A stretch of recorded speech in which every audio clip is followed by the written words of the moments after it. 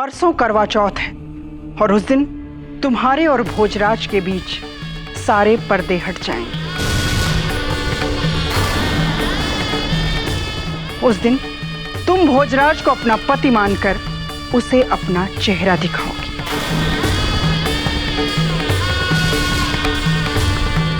यदि इस महल में रहना है तो इस महल की सारी परंपराएं माननी होंगी। और हाँ, भोजराज की आदर्श पत्नी बनकर रहना होगा, समझी?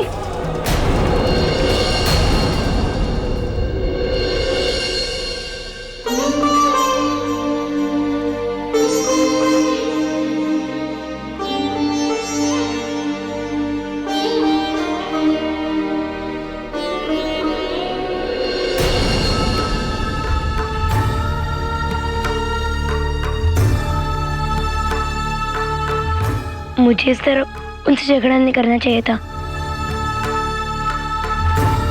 ना मैं उनसे रुकती और ना ही उन्हें इस तरह बाबू साहब के साथ मुझसे दूर भेज देती। मीरा, तुम चिंता मत करो, सब ठीक हो जाएगा। पर कैसे? मेरे कृष्ण के साथ होते हुए मैं अपने घूंघट आपके सामने कैसे उठा सकती हूँ? तुम्हें मेरे सामने अपना घूंघट उठाने की कोई जरूरत नहीं। पर सासू सा, उनकी चिंता तुम मत करो। करवा चौथ से पहले ही मैं महल से बाहर चला जाऊंगा और 2 दिन बाद लौट आऊंगा। ना मैं रहूंगा, ना ही तुम्हें मेरे लिए अपना व्रत रखना पड़ेगा। तुम अपने कृष्ण के लिए खुश होकर व्रत रख सकती हो और सारी रस्मों के साथ।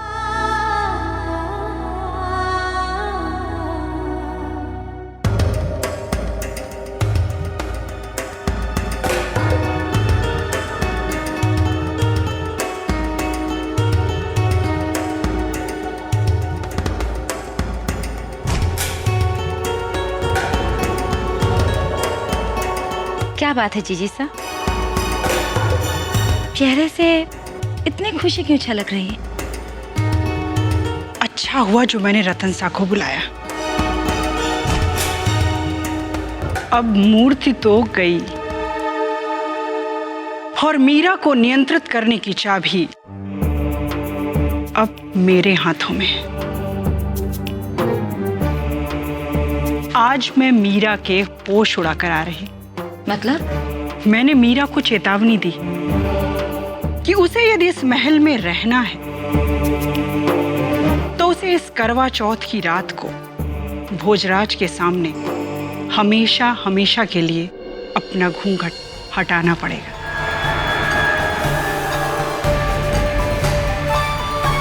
आप मीरा को वैसे कई चेतावनी दे चुकी हैं।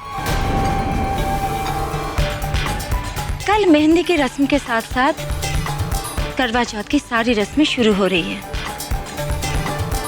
अब देखते हैं क्या वो सारी रस्मों को निभाती है या नहीं। उसके पास अब कोई चारा ही नहीं। उसे भोजराज के लिए सारी रस्में निभानी ही पड़ेंगी।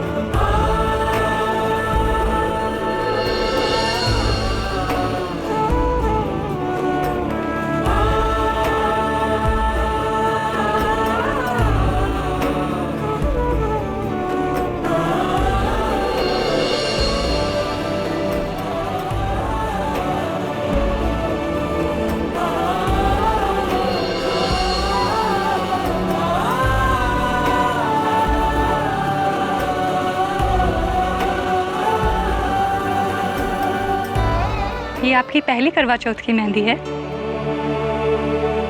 आपको पता है ना कि कल के दिन अपने पति से लड़ना झगड़ना नहीं होता।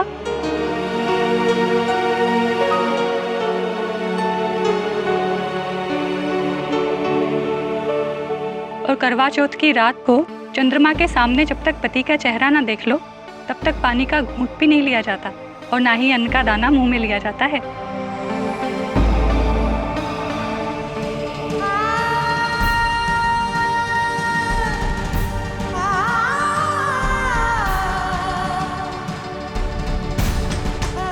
ये लीजिए, हो गई आपकी मेहंदी। बस अब इसे अच्छे से सूखने दीजिएगा। बड़ी ही प्यारी लग रही है।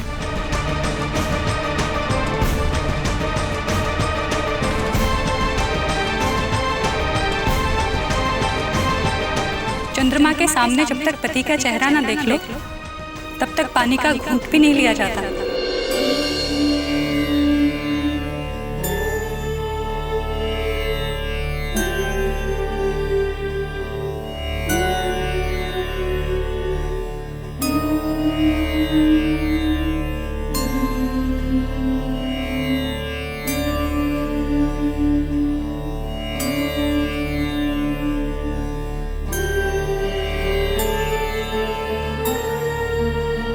मैंने तय कर लिया है, मैं अपना व्रत तब तक नहीं तोड़ूंगी जब तक उनका चेहरा नहीं देख लेती।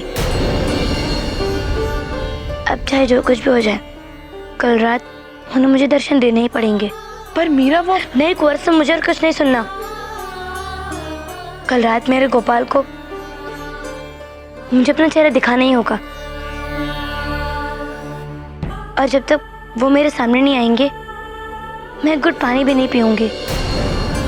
मीरा अपने कृष्ण पर भरोसा रखो, वो सब ठीक कर देंगे।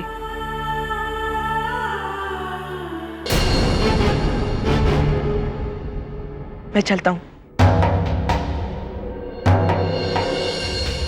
लेकिन हाँ किसी को बताना मत कि मैं करवा चौथ के बाद ही लौटूंगा।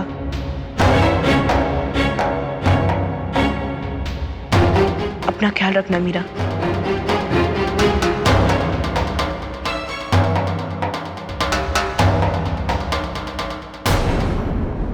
जीजी सा, जीजी सा, जीजी सा, कहाँ हैं आप?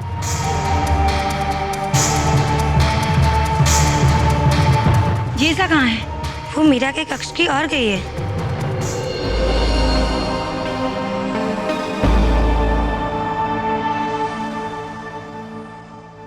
ये लो,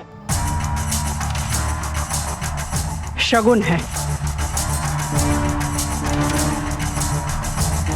ये हर सास अपनी बहू को करवा चौथ के दिन ये शगुन देती है। बदनसीबी से तुम मेरी बहू हो, इसलिए इसे लाना पड़ा।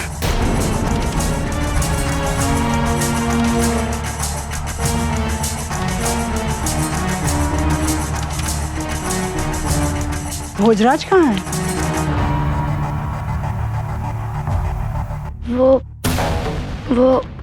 वो क्या लगा रखा है? जल्दी बताओ। वैसे भी मेरा बेटा अब मुझे कुछ बताता कहाँ है? वो शिकार करने गए हैं,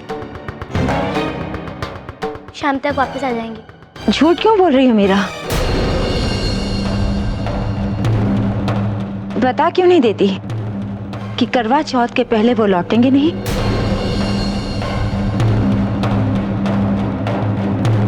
मैं यहीं से गुजर रही थी जीजी सा, मैंने मीरा और भोजराज की बातें सुनी। भोजराज कह रहे थे कि वो करवा चौथ के 2 दिन के बाद ही लौटेंगे। अपनी चिकनी चुपड़ी बातों में उलझाकर इसने भोजराज को मना लिया है ताकि इसे अपना घूंघट नहीं उठाना पड़े, है ना? अच्छा, तो ये है तुम्हारी नई चाल। इतना समझ ले लड़की कि मैं तुम्हें इतनी आसानी से छोड़ने वाली नहीं। जब तक भोजराज का चेहरा तुम नहीं देख लेती तब तक तुम्हें पानी की एक घूंट भी नहीं मिलेगी। अब चाहे भोजराज 2 दिन में आए या 2 साल में।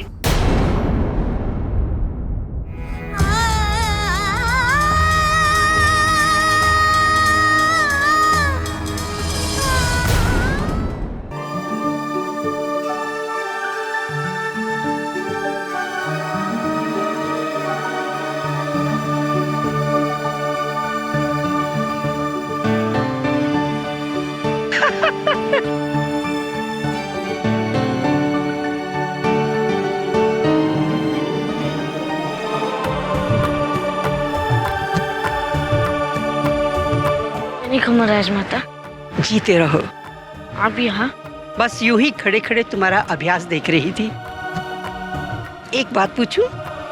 पहले तो मैंने कभी तुम्हें अभ्यास करते नहीं देखा, फिर आज ये सब अचानक क्यों? मासा कह रही थी कि मैं बड़ा हो रहा हूँ और मुझे अपने अभ्यास पे ध्यान देना चाहिए। अच्छा, ये तो बहुत अच्छी बात है। हाँ, और मासा कह रही थी बड़े भाई साहब की जगह शायद मुझे ही राजगद्दी पर बैठना पड़े, इसलिए मैं अभी से राजा बनने की तैयारियां कर रहा हूँ। ये क्या अनाप शनाप कह रहे हो? मासा कह रही थी कि मीरा भाभी साहब की कुंडली में पति सुख नहीं है।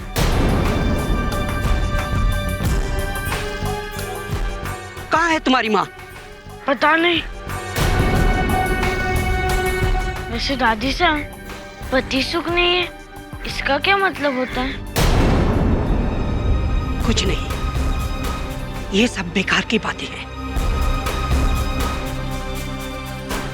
और एक बात ध्यान से सुन लो, ये बात कभी किसी और से मत कहना।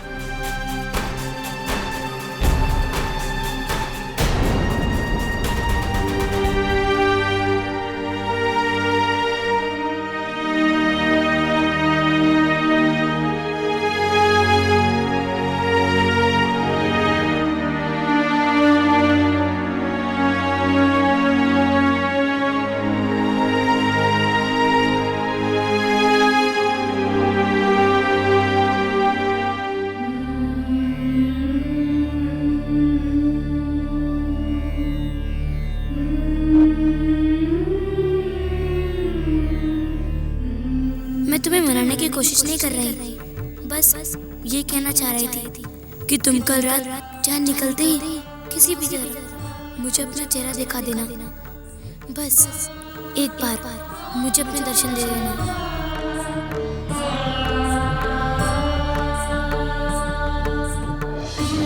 इतनी रात हो गई, तुम यहाँ पर खड़े खड़े क्या कर रही हो? चलो जल्दी सो जाओ, सुबह सूर्योदय से पहले उठकर तैयार हो जाना। सरगी की रस्म है, और याद रहे यदि क्षण भर की भी देर हुई ना तो खैर नहीं। मैंने जानबूझकर भोजराज को बुलाने के लिए सैनिकों को नहीं भेजा। जब 3-4 दिन तक तुम्हें पानी नहीं मिलेगा ना, तब पता चलेगा।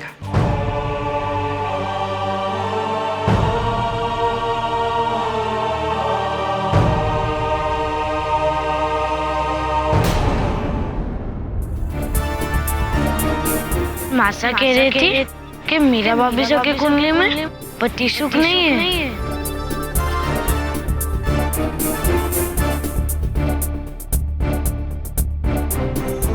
इसका मतलब मीरा से भोजराज की शादी भोजराज की मृत्यु का कारण बनेगी।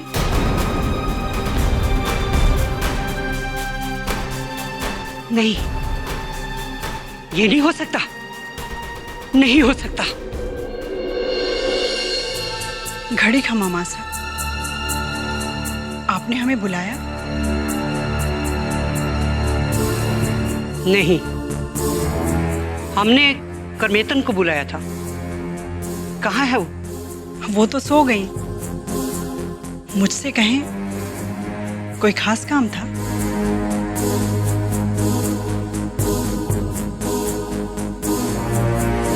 सब ठीक तो है ना माँ साहब? आपको चिंतित लग रही हैं। हम ये सोच रहे थे कि मीरा का पहला करवा चौथ है ना, तो हम नहीं चाहते कि मीरा से कोई भूल चूक हो और फिर कोई अपशगुन हो। आप चिंता न करें माँ साहब, मैंने उसे सब समझा दिया है। ठीक है, बहुत देर हो गई है, अब जाकर सो जाओ।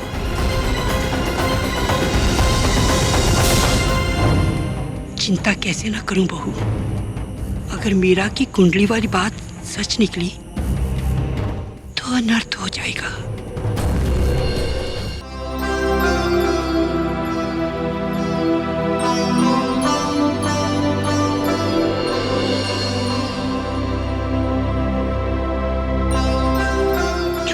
अब मैं तैयार हो गई हूँ। कहाँ जा रही है मीरा? तुम्हारा श्रृंगार अभी ठीक से नहीं हुआ है, सासू से तुम्हें गुस्सा करेगी। मैं बस थोड़ी देर के लिए सोना चाहती हूँ। नहीं मीरा, तुम थोड़ी देर सोने देना नहीं था। मीरा, मीरा,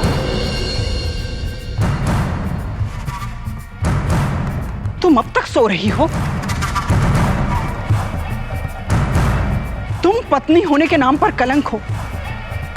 वहां बैठकर सब तुम्हारा इंतजार कर रहे हैं और तुम यहाँ बैठकर सो रही हो। चलो, तुम्हारी वजह से आज दादी सा ने मुझे डांटा। कितना कुछ हो गया, पर तुम्हें लज्जत जरा भी नहीं आती। चलो, जल्दी चलो।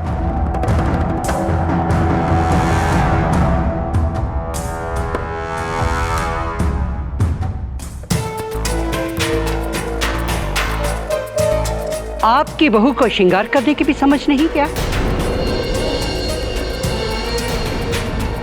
बोर्डी अपनी जगह से हिली हुई है, सिंदूर भी नहीं लगाया हुआ। करवा चौथ के दिन ये आप शगुन। मासा वो जल्दी में तैयार हुई इसलिए।